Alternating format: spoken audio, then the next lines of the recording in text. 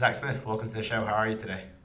I'm not too bad, thank you, my friend. How are you? I am very, very well. I'm looking forward to having our conversation today. So, for those who may have not come across yourself before, can you give us a little bit of context of who you are and what it is that you do?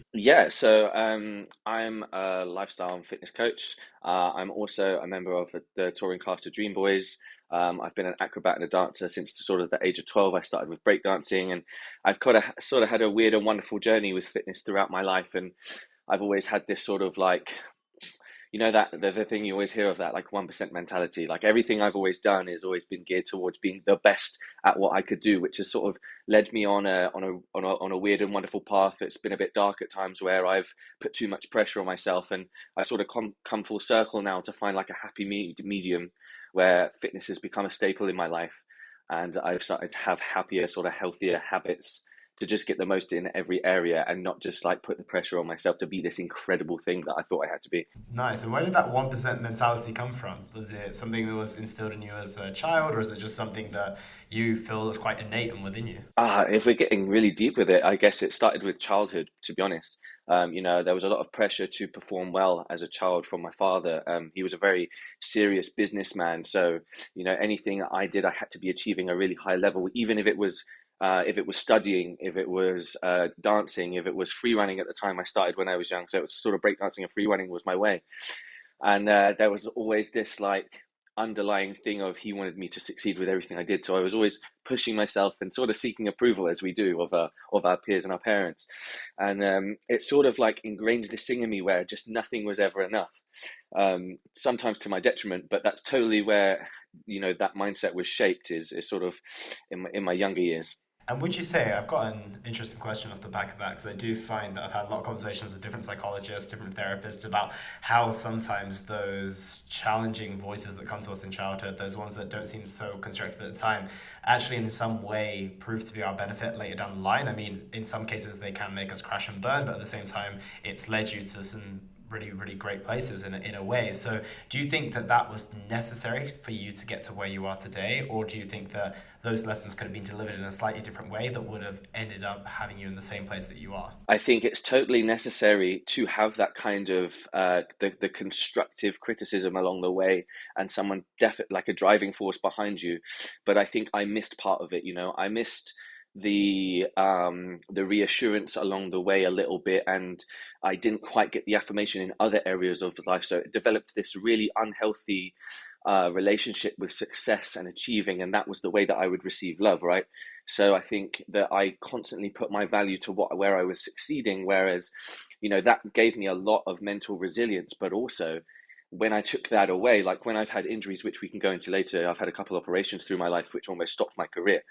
When those things happened and my achievements were taken away from me, what was I then left with? And that then led into my spiral of mental health and sent me on another journey of how I've got to work on these things that I feel like I had missed.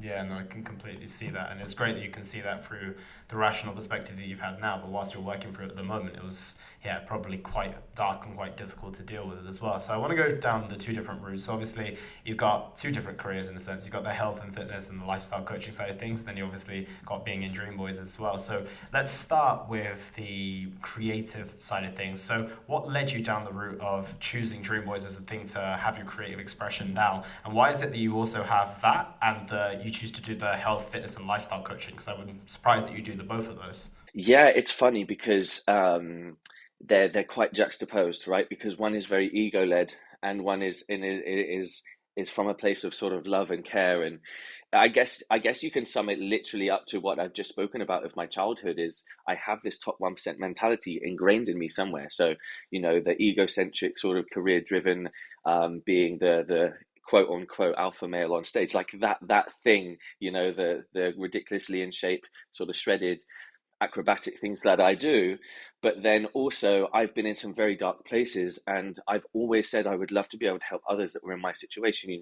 It got really, really dark for me at times, and I fell into drugs and other things, and I got into a really, really dark space. So I then, on one hand, I have this side to my personality, but also I'm a very caring individual. And if I can help people lead a happier life, I really wanted to do that. So that's when I set my eyes on sort of the health and the fitness and the lifestyle coaching. Like I've always, from the age of about 15, I was teaching breakdancing. So I've always been an educator. I've always liked to share and to grow, and something in hip hop that is a key, like a pillar of hip hop, is sharing knowledge and passing on information and passing on dance moves. And so it's been sort of part and parcel to my life to go through and share information that I've learned along the way, and that guided me to then be the coach that I am today. So you're just kind of getting the best of both worlds by the sounds of it. Basically, I get to have my cake and eat it. Yeah. Well, if you only, this is a challenge I have with that phrase. I'm like, well, if you have a cake and you're not going to eat it, what else are you going to do with it, right? So I think that's the right way to go about it. But on that note, with Yeah. the more egocentric and the dream boy side of things, obviously you've recently opened up about the mental health challenges that you've had, the substance abuse. Can you run us through that story for someone who may have not come across you before and maybe have not got the depth of that, because I think that's going to be a really valuable part of the story that a lot of people can take value from today. So if you could go through like from the very beginning where those mental health obviously you spoke about they started to come up a little bit in your childhood based on some of the things that you experienced, but when did they begin to manifest and when did that turn into substance abuse? And if you could run us through that story, that would be incredible. I'll circle back to how we started this conversation. So the top 1% mentality was developed as a child. Then we moved through childhood, sort of seeking affirmation and all of that. And then, you know, I was hanging around in sort of South London with the friends, and I was tricking at an age of about, once I'd finished college was when sort of the drug use started. And I was started sort of smoking weed and things like that. It was a social thing, you know. I was an acrobat, and we would go, we would train, we would play video games, and we would smoke weed. And it kind of started out with this just like casual use thing, and then I picked up an injury after a very big job I had. So I was in a film called Mary Poppins Returns, right, and it was a real highlight of my career. And literally on the final day of my contract, because my ankles were so overused, like as a dancer in the industry, you are like bottom of the pile. And when they say jump, you say how high, and you just have to be ready. And if you're not, someone else will take your job. And we'd been doing like weeks and weeks and weeks of rehearsals and filming, and it got to this last day, and my ankle just completely shattered on set. And I ended up having to have a reconstruction. I've got a metal ankle now. And you know, at that point, like my power was taken away from me. This is the thing that I was known for. You know, in my industry, I would turn up into auditions, and all the other dancers, which are incredible, would, if it was a tricking job, they would know I would get this job, right? Because that was my thing. I made myself like the best tricker in the UK who could dance. And so that was taken away from me and my reputation. And obviously your ego takes a massive hit. So then the substance abuse started to get worse, and I started smoking weed sort of every day just to null the pain that I was going through. And because I didn't know who I was away from this, like without, when your hobby becomes your job and both are simultaneously taken away from you, like it's really hard thing. And you know, I found myself, I couldn't communicate with my family because I'm used to going, oh, I'm doing all these amazing things, but now I'm left with nothing. And then, you know, that snowballs over time. I got a little bit of a handle of it, as we often do. You know, we talk about it in fitness with yo-yo dieting, right? We start making some good headway, something happens, then we start to slip again. It's exactly the same with the substance abuse. So it was actually very, very recent where I was at my worst. It was in the first lockdown when, again, so when I was talking about Mary Poppins, my power was taken away. Then I get on the mend, I fix myself, I get back to working, I get a job, I'm working, all of these brilliant things are happening, bang, lockdown happens. Again, it's all taken away. And then I fell into cocaine, you know, which is quite rife in the adult entertainment industry, unfortunately. And I started using it daily to avoid the pain that I was in. I was in a relationship I wasn't really happy with. I was living in a house I wasn't really happy. I had no other area of my life. My career was taken away. And Dreamboys, like the best thing about them is we're all a family. We look after each other. And that was also gone. So the family that I could tell all my problems to, even if I wasn't successful, for example, was then taken away. So I sort of fell back into the drugs, and it was, honestly, it was awful. It was 3 months of back to back every day, ringing my dealer at like midday because I just couldn't face the days. And it's taken me sort of until, you know, recent months, I'm talking within the last year, where I've really kind of got a grip on it, because I found my why again. And I think that's the most important thing that I could really impart with anyone. It's like, if you have felt anything close to what I felt, where your power's taken away, or you feel a loss of identity, or you feel stuck, you always do have the power. You just need to find like the why, and the why has to be worth the pain that you're going to put yourself through to get to the goal you want, right? um I think that's all I have to say on the sort of subject. But that's how bad it got, and that was my mindset, how I got out, because I found someone that I fell head over heels in love with. I found a job that I absolutely love. Dreamboys is the best thing. Everyone is so supportive, and as much as we might seem really cocky and egocentric, they're the most loving people and the most accepting people ever. I've never felt more included in anything in my life, and it's the same with us, with our fans.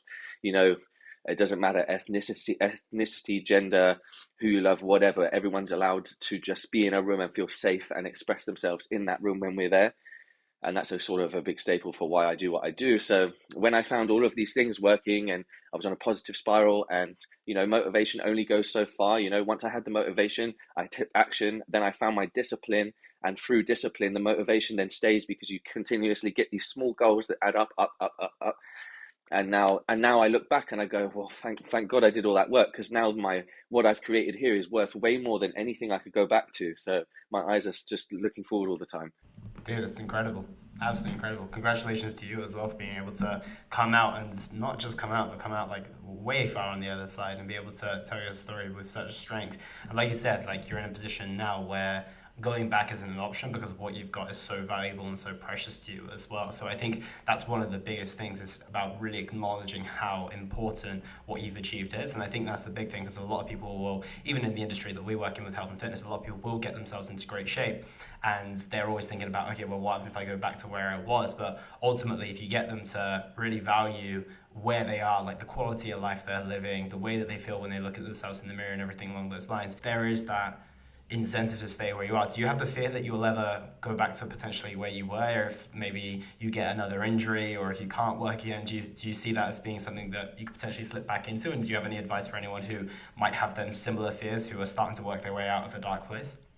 If I'm honest, mate, terrified. Yeah, absolutely. I don't think there's ever going to be a time in my life where I'm not scared to go back there, but that is such a driving force. And if we can be honest with ourselves and accept that we did it, and when we did it, it was a choice, then we have power, because I literally live by the code of choice. We always have a choice, whether you feel you do or not, whether your circumstances allow you to even look in another direction, due to home financial constraints or whatever, or health complications. Like, when you know that that is a possibility, you accept, you put yourself there, but you also got yourself out of it. Like, that then gives you power to move forward and continue moving in the right direction.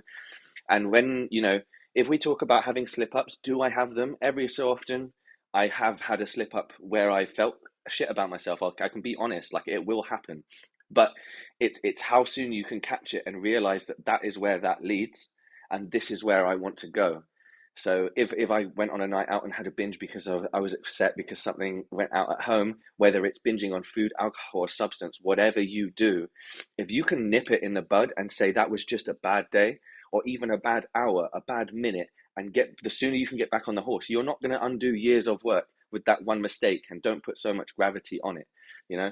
Yeah, no, it's key. And I think, again, relating that back to the health and fitness side of things, it's like you will have that occasional slip, and ultimately that's not an invitation. I always say, like, a break away from doing the things you should be doing or would like to do isn't like it isn't an invitation to go and do the opposite, right? I think a lot of people will break their diet and be like, okay, then it's my opportunity to binge, or they'll fall into a trap of something like that, and it'll be like back into that same behavior pattern. But no, it's incredible. And on that note as well, you mentioned that obviously you rediscovered your why, but a lot of people can find those super super strong reasons, but actually taking those next steps to actually act, get that discipline in place, like you mentioned, that which really served you well. How did you solidify those things? Because I find that's the real big part. Like, if I speak to a lot of people, they've got very strong reasons as to why they should maybe be in shape, or maybe want to break out of this bad behavior cycle or this relationship, but they can't get themselves from the knowing to the doing. How did you get to that place and have made it stick as well? People say practice makes perfect, but it's not. It's perfect practice makes perfect, is what I thought sort of live by. And when you have a process in mind, at least, if so, once you have the knowledge, if you can separate the things out that you need to do and focus on getting one thing sorted first. So the way I like to work with my clients is, I'm not going to give them a crazy workout plan, loads of steps, and a really strict meal plan straight away, because it's never going to stick. I always tackle food first, and I make it work around them, and I'd start to teach people how to understand their macros and their calories. And we do a couple weeks like that, and then we add one thing in, and we develop these habits over time. And actually, the most powerful thing when you do that, it's easier when you do have a coach like someone like us to look after you, because we can be the accountability for you. But when I was doing it for myself, I literally just broke things down step by step. Okay, what do I need to do? I'm going to focus on this for the next few weeks. And then once I've got that one nailed, I focus on this and this and this. And eventually it will all become second nature, and it's reinforced by the positive impact it has on your life. Yeah, absolutely. I couldn't agree more. And I want to take a step back to, again, the steps that you took to get out of this position. And you mentioned like leaning on your tribe essentially that you had with the Dreamboys as well. And obviously, it's a bunch of men speaking with each other, which you wouldn't think about whatsoever. So I'm keen to hear about that and more about why potentially you didn't open up before, what led you to actually taking that step to open up to everyone. And I'm sure that you've openly admit there is fears of falling back into the dark places that you were before. So I'm sure there's fears of opening up in the first place, getting judged for all this type of stuff. So what gave you the bravery to open up, and what advice would you give to other men who are maybe in the similar position that you were? I was always a very proud man, as we're all taught to be very stoic, and this idea of, I kind of hate talking about toxic masculinity because I don't like the term. It sounds so negative, but it is a real thing. We're told to not really talk about our feelings and be strong for other people, and how like emotions are weakness and all this thing. But when I realized how weak I felt when I couldn't ask for help, and what I felt when I did, that was the most powerful thing I could do, and that was real strength. When you can admit to yourself you have a problem, not only then, but the more powerful thing, and the thing that takes more courage, is admitting it to someone else. Because if I admit I have a problem, but I don't tell anyone, I don't have to fix it. But if I admit I have a problem and I voice it to the universe and to my colleagues, to my friends, to other men and women, to my partner and to my family, when I finally got it out there, it then gave me another why, because it's like I am inherently a people pleaser, and I have been in my life. That's something I've always had to work on. So then I've got another reason to succeed. Because now I'm not only doing it for myself, I'm doing it for those that love me around me, and I've kind of voiced it out. It's amazing. And like you said, if you have a problem, you keep it in silence, and there's no reason for you actually to deal with it. But the best forms of accountability are going to be those people around you that you care about. But I guess one of the biggest things that's going to stop people is their fear of failure as well. So how did you overcome that? Yeah, I think that's the biggest thing. It's like, how did you get the bravery to make those choices? Or was it just that you were in such a bad place that you kind of needed to? I have this really nice take on failure, and it is so necessary to fail in order to succeed. And I don't see succeeding as one thing. I see it as a mindset. So you can either have a mindset that's failing you, or you can have a successful mindset. I don't see it as like one or the other, right? And the successful mindset to me is someone that looks failure in the face and isn't afraid to do it over and over again. The point in which you fail is when you have your why, but you give up, right? Because once you've given up, there is no chance of succeeding ever. But if you keep going, no matter how many times you mess it up, no matter how small the increments are that you make towards your goal along the way, you are successful every day you wake up and you commit yourself to that goal. And that was sort of how I view the world, and always have done. I think that always boded well for me, in terms of I was always going to eventually get myself on the right path, because I knew that if the only reason I would fail is if I stopped and couldn't admit this to myself. And then it just got easier and easier, and you start to realize people do care. And when you start to develop this sense of self-love and pride in what you're doing, and you really take ownership of your life, there is no better feeling, and that alone will carry you on further than anything else will. I couldn't agree more. And then in terms of the ways that you maintain your mental well-being now, I know obviously your physical health and well-being is a big part of your life. Are there any specific tactics and strategies you have in place now to keep your mental well-being in place, aside from the health and fitness side of things? Yeah, I actually, I'm a man who likes to have rules and structure. So if you know this is kind of a weird one, because I believe the opposite, but I am working through something right now, so I need a process. So I like to have my morning routine, and everything will look the same. So I live within the realm of my norm, as it were, and I need to be addicted to something, right? So because that's my personality, so I chose fitness because I can be healthy with it. And I have my gym at the same time, sort of every day. I have the same food that I eat. My work schedule is the exact opposite. Like Dreamboys touring is the most malleable I've ever had to be in my life. So this is where it kind of gets a bit weird and jaded, because you would think that I would crumble the second I get there, because there's no structure. Because we turn up at whatever time I'm told to get there. We sleep through the day on a touring coach. Meal times go out the window. There's only one fridge between nine of us. So it's hard to sort of keep our food structured. We get the gym when we can. We travel through the night. It's all a bit all over the place. But in terms of for myself, keeping myself on track, it's just having that routine. Working on myself is the best way to put it. Because every time I make that meal, I invested time into myself, and that's a form of an act of love for me.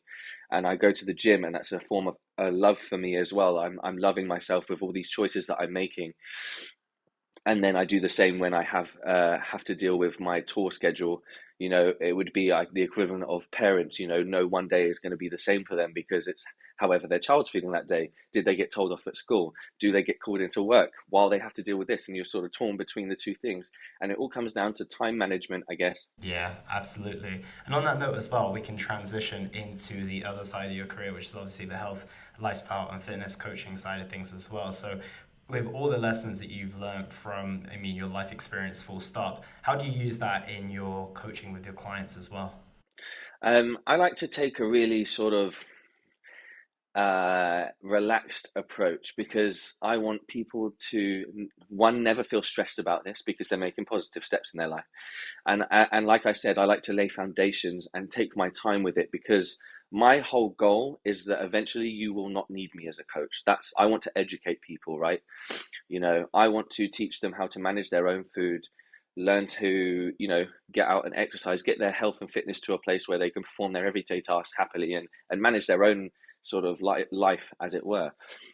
So my whole approach is really sort of a systematic, happy, fun. I call myself the swole cheerleader, because I'm always sending little videos with a smile on my face and having fun with it. And no one day has to look the same. We have our plans that we change all the time, but especially with my foods, like I really hate the whole bodybuilder diet thing. As much as I am a bodybuilder, I do not train people the way that I train, because that's a very niche thing. With general life, you're allowed to have your spaghetti bologneses and your curries and your this and your that, as long as it fits in your macros. So that's what I like to educate people, is like better, healthier alternatives, and how to like up your neat energy expenditure effectively, like things you do outside the gym, going for those walks, playing with the kids, and all of that. Sorry, that was quite a jumbled way of describing my process, but I guess I like to keep it fun and simple is my answer. Yeah, no, it's a great answer, especially considering the narrative of the industry for so long has been to make it complicated and difficult, right? So to do the complete opposite of that, it's probably music to a lot of people's ears. Have you found that you've been able to get the same level of high quality results? Because I think that's always a question mark around people, is that they are aware that there's more flexible approach out there. They're aware there's a more fun approach out there. But like you said, with having the spaghetti bolognese and the curry, it almost sounds like you might not be able to get quite as good results. Have you found your results to be just as good, or have you found that potentially if you went on more your side of things, where it's more structured, it's more say meals every day, would you find that there's a little bit of a disparity within the results that people are getting? In terms of the results that I'm currently getting with my approach, they're incredible.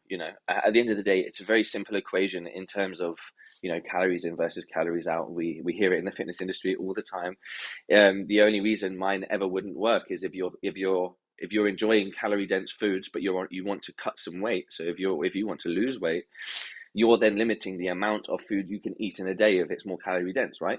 So there is a balance, and it's like if your hunger levels go up, then I start to strip it back a little bit, and we give you more meals of lower calorie dense foods. But ultimately, we tailor it to my client's life, and it's actually about them understanding the realms of what they can eat and how they find their way with it. So I do agree that the bodybuilder way will yield definitely faster results, and it will push you towards this sort of the top 1% of physiques, if that's what you want. But again, we're talking about lifestyle, and for the majority of the people, they just want to be a bit happier, a bit healthier, have a bit more energy, and have better moods. And you do not need to eat chicken, broccoli, and rice, and just drink water for you to have that.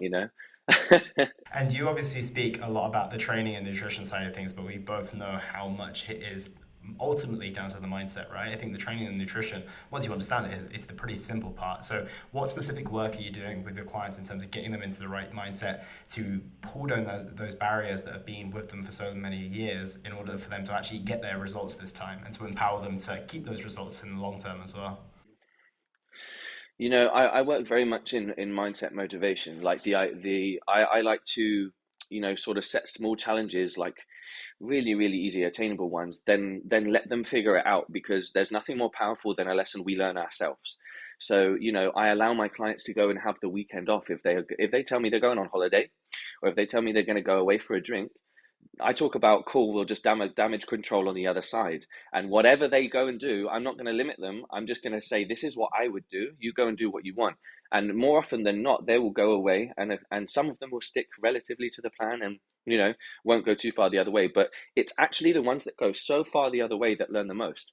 Because for example, I have a client who started at sort of like 171 kilos. We started her weight loss journey, right? And we'd lost like 16 kilos in a very short period of time. It was going really, really well. And then we had that weekend, and quite a lot of weight went back on.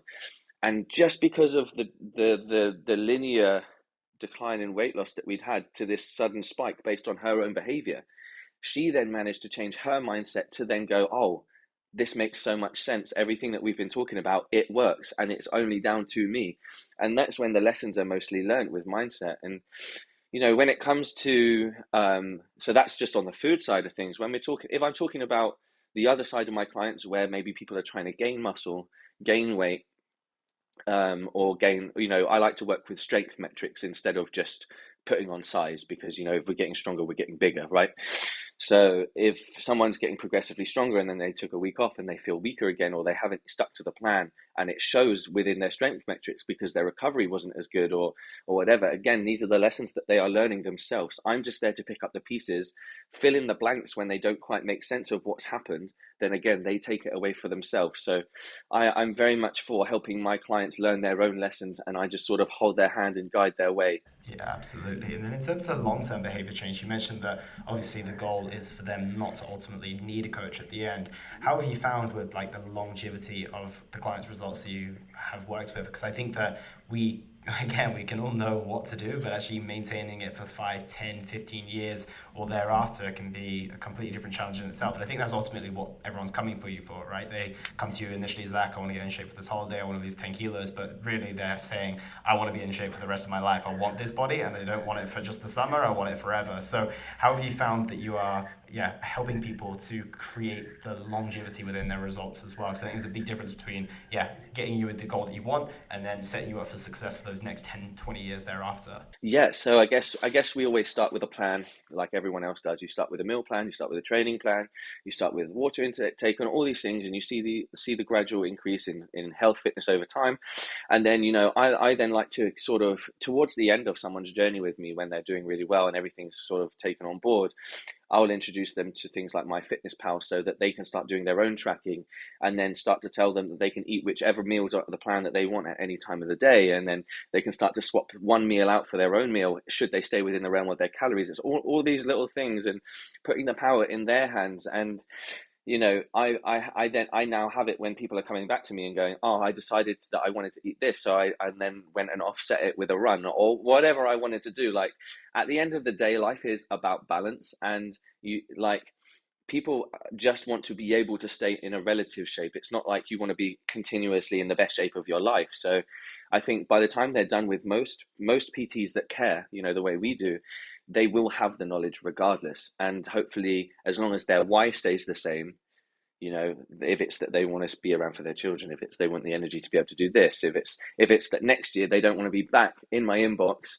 when they're getting ready for their holiday, they'll save money down the line, whatever it is, as long as their why's strong enough, they'll stay on the right trajectory. No, it's incredible, and I couldn't agree more. And I want to tap into not just the person who wants the decent results, but not those 1%. I want to go into the 1% mindset that you've had. 'Cause I'm sure there's some people that you may work with, or even you can just use your own example of working towards being, the best of the best to some degree. So when it comes to the difference between those who just want a decent result and those who want the 1%, what's the difference in mindset there, and what have been some of the keys to your success aside from some of the harder childhood lessons that you learned?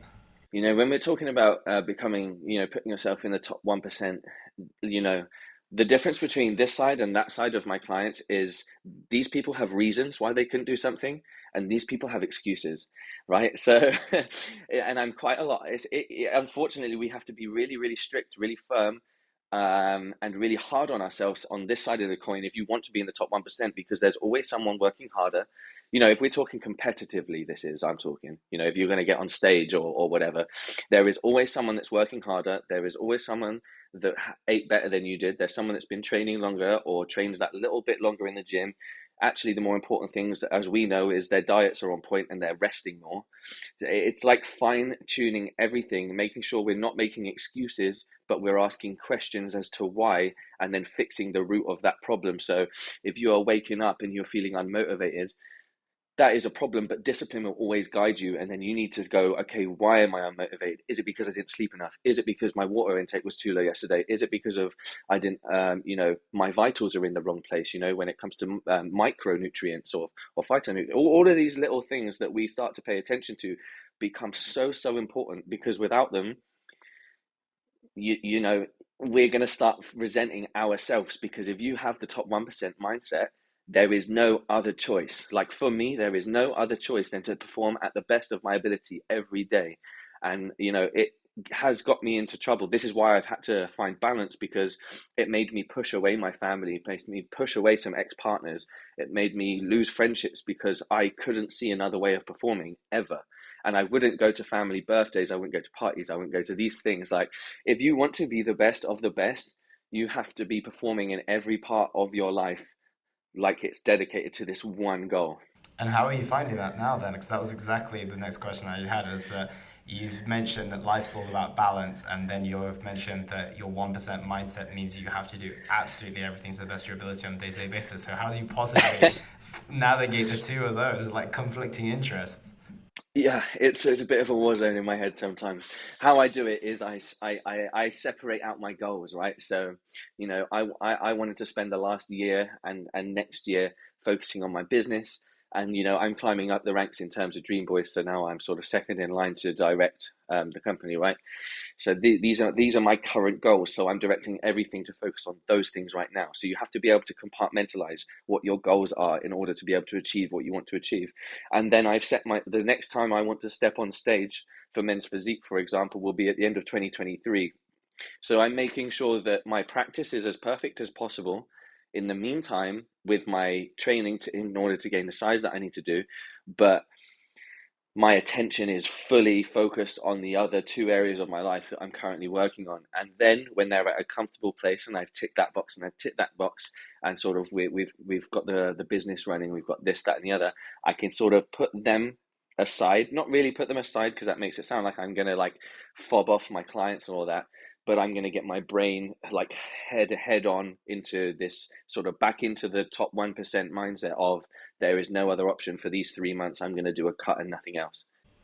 And where does family and friends fit into that equation? Those are your three business and personal goals. So does friends, family, and all the other stuff in life come into that? Well, I'm also believe I'm of the mindset that you are a product of your environment. So my family history has been quite troubled. I've only just reconnected with my family now anyway, right? So that's something that I'm reconnecting with them every so often. We're meeting up for a little family holiday for a few days away in a few weeks, and we're quite comfortable because we have a similar mindset. So we know that we're always there. But it's not our priority, unfortunately. That's just sort of my life. And my partner is very, very supportive. She's absolutely incredible.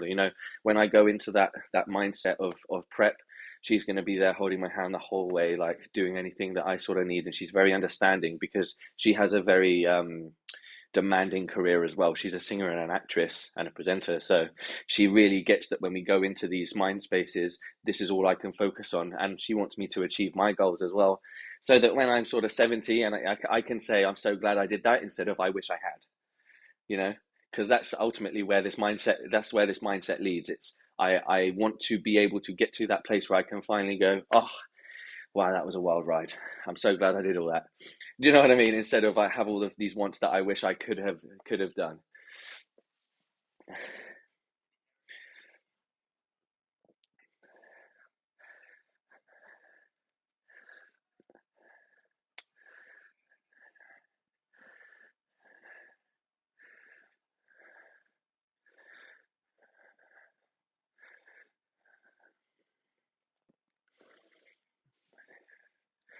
Oh, definitely, man. Life could always be a little bit easier, but I'm just not there yet. Like, I have these goals that I want to tick. I just see it like a bucket list, to be honest. Like, I want to get my pro card in bodybuilding, in men's physique. I want to, win a pro title. And however long that takes, I'm going to portion a period of my life to do that, which then also goes hand in hand with my health and fitness lifestyle. I can work with my clients from that beach when I eventually get there, and that sort of goes hand in hand. And with the Dreamboys thing as well, I'm getting myself to a place where eventually I won't need to be on the stage. So like I am working towards that image of me and my missus being sat on a lovely beach, just working from my laptop and enjoying all the lovely food once I've done what I feel I was put here to do. But I think the belief in what I want to achieve is so strong. If I was to stop now, I would really regret it because I know how capable I am.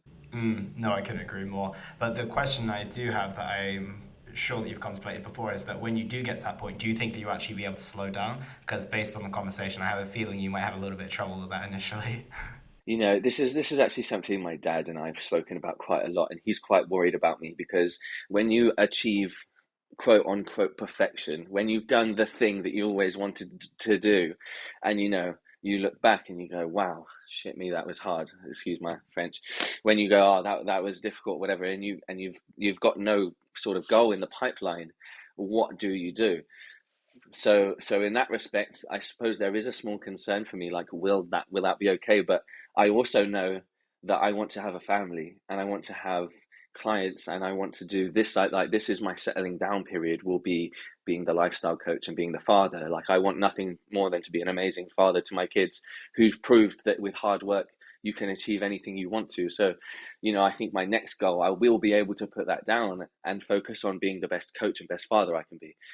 So I think it's just as long as you can find the next why and transfer the mindset to being the best or whatever at that thing, I think I'll be all right. Yeah, no, I like the idea of that. And you're completely right. I think it is just a case of transitioning and just recognizing that, yeah, that firepower doesn't have to always be directed in personal goals or health and fitness goals. It can be in the pursuit of family and pursuit of relationships. And I'm not sure how you measure the return on the investments and the metrics on that front. So that might be the bit of the challenge. But otherwise, I can see, yeah, where the distribution of energy will definitely make sense. So to kind of start to wrap up on that note as well, with the mindset side of things, with the full stop with the life experiences that you've had and all the things that you've achieved along the way, what are some of the key lessons that you lean on to this day? If there are three maybe key lessons that you look back on your life and you're like, I'm here because of potentially these three factors. Oh God.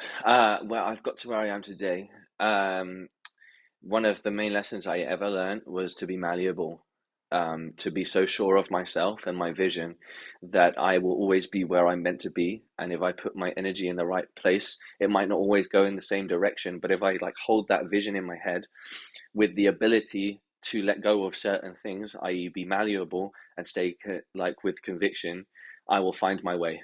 You know, so like holding that core value really strong, knowing that you are where you are meant to be always, as long as you are making the best choices you feel for you, you can never be disappointed. That's how I feel. That's one thing. I also like to, I've worked in so many industries, and when it comes to like networking with friends, family, and whatever, I like to leave a positive mark on people, and it always makes me feel better about myself. So something that has got me to where I am has been, the knowledge and the help of others too. So being a positive energy around everyone else and allowing that energy to come back to you, you're always going to get the most out of life. And then the third one will be choice.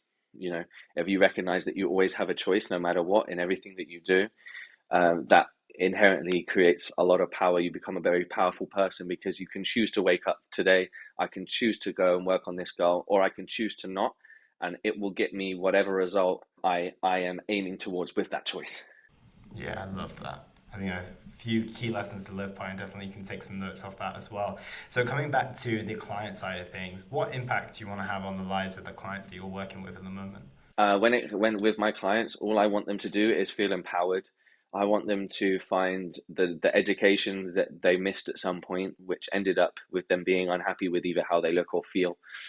And I want them to walk away, not questioning whether they can eat certain things or being able to perform a certain task because they're not fit enough. I just want everyone to feel empowered and happy and live a healthy life. Yeah, absolutely. And I'm intrigued to get your take on obviously the current state of obesity. I've asked a couple of different health and fitness coaches this question as well. So that when we look at the work we do, I was recently asked the question of like, do I think that health and fitness as a whole is improving? And in my perspective before, I was like, yeah, I'm getting a lot of clients who I'm working with, they're getting great results, and I'm seeing a lot of coaches. The market, if you speak to any other online coach, it's quote unquote saturated, right? There's lots of people investing in health and fitness, and there's a lot of people making changes. But at the same time, we see the obesity rates going up from country to country. So if we look at it objectively, maybe it's not as much of an improvement as we anticipated. So do you feel that the current state of play when it comes to people's health and fitness is on the whole improving, or do you think that there's a lot more work to do to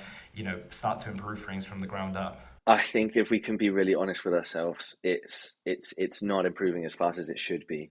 From the perspective of a coach, of course, my take on it is going to be yes, it's improving, but that's because it's my job for anyone in my life for their health and fitness to be improving. But if we look at the statistics of everything, no, there's a decline in mental health, there's a decline in physical health. Companies are still like cigarettes are still being sold, McDonald's is still being pushed. Like it's all of those things that need to change, and we need to change people's mindsets around what we're doing, right? Um, Life is about balance at the end of the day, but I feel like far more people need an education in how to just take care of themselves a bit better. Yeah, I was just about to ask you the question. If tomorrow we were able to put Zac Smith as Prime Minister, what are the few things that you would implement to start people's health and fitness journeys going in a better direction? What would you do to solve the problem of health and fitness at this moment in time? There would be a lot of infographics on for commercials instead of things like adverts for fast food. You know, being taught about it in school instead of just like physical education being about going out and playing football and things like that. Actually teaching people how to be physically fit and carry that on into adult life in the same way that I, as a self-employed person, wish I was taught how to deal with taxes when I was in school. It would have been amazing if we had the same education, not just saying fast food's bad for you, but going, okay, yes, but I'm still going to eat it sometimes. So how can I look after myself around that? It's building the whole picture so people can make informed decisions. So I wouldn't say I would inherently get rid of all these fast food chains, but I would definitely change the information that's out there, and I would give people the power to make a choice to go, yes, we can have this. You can have it bloody once a week if you want, as long as you're allowing for it. Obviously, it's going to have a detriment to your health and your cholesterol, whatever, but we can still offset all these things, and it doesn't have to be that way. So I would just make sure education was mandatory on fitness, in terms of water uptake and all of the other nutrients that we need. A lot of illnesses that are happening these days are due to deficiencies in macronutrients, that can be avoided, right? So if we just people to teach people to eat a balanced diet, or at least if you really can't nail those things and you're addicted to these things, get some form of multivitamin or something in your life to help yourself. So even an education in how fast food's affecting health with regards to you're just deficient in iron, for example, if you're suffering from a certain illness, or all these other things, just like maybe education on how to introduce supplementation if you're not getting enough nutrition in, or whatever. And just scrapping gym membership fees and making physical fitness more accessible. There would be so many things, man. It's really hard to say. And that's why I wouldn't put myself as prime minister, and I would stay as a lifestyle coach. Well, hopefully you can at least have a link to someone within the government, and hopefully you can share some of those ideas, because I think that'd be super, super helpful. But it's been an amazing conversation, Zac, and I just want to find out where people can find you if they want to follow you, follow the work that you're doing. Yeah, absolutely. So on Instagram, I am at Zachary Smith Fitness, and if people want to work with me, with my coaching service, then go to zscoaching.co.uk. You can find me there. Perfect. I'll put all of that in the show notes. But yeah, thank you so much for your time today, Zach. I really do appreciate it. You're welcome, mate. It's been great to speak to you. Have a lovely day.